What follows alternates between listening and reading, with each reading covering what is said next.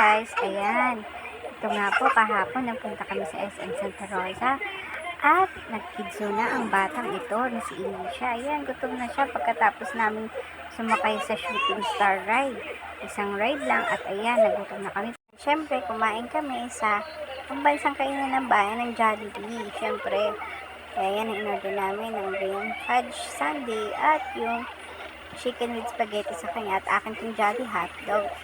Ayan, kung uminom na nga siya agad ng ice at uhon kain ng sundae. Ayan, may fries ako pero siya din lang kumain. Kaya ayan, kain pa rin siya ng kain, no? Ng sundae, sarap na sarap siya. Sabi niya, hindi na daw uubusin at ibigay niya daw sa papa niya. Pero kumain pa rin siya. Ito naman yung picture ko nung nakapila kami. Wow! At ayan nga siya, nag-picture din siya sa pagkain.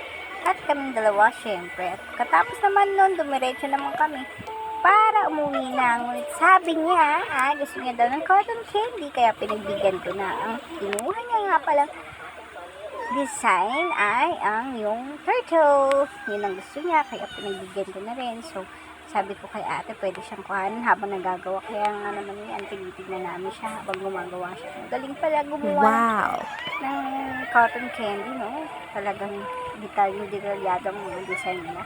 Kaya saludo ako sa mga trabaho ganito dahil kahit mahirap, syempre, sinatsaga pa rin nila para sa kanilang mga pamilya. Ang galing, oh. Tignan mo nga naman, talagang turtle. Kaya tuwa ang aking anak. Katapos niyan, naku, gusto niya na agad kagatin at yun ang kinagat niya na. Then, bumili kami ng pasalubong na taters, popcorn lamang, thanks for